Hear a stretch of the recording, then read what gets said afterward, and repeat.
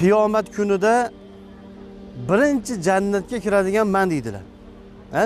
Bir uzun hadisda aytganlar, birinchi jannatning eshigini borib, ha?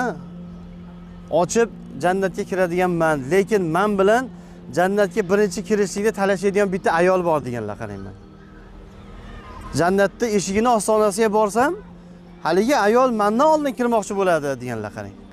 Shunda Jabroil alayhissalomdan Rasululloh so'radilar: "Ey Jabroil, bu ayol nima amal qilgan hayotida, ha?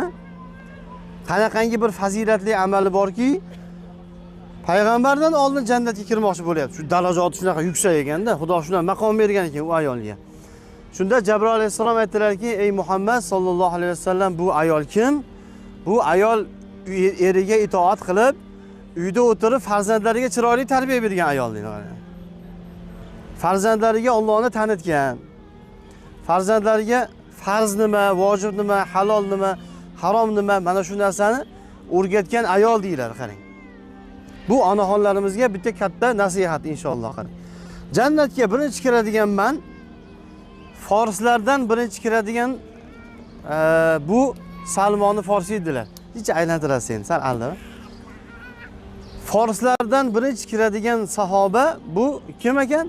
Salmon Forsiy roziyallohu anhu. Men endi sizlarga hozir Salmon Forsiyning hayotlaridan ozgina gapirib beraman. Aynan mana shu turgan xurmo bog'imizga taalluqli joyi bor zot hayotlarining.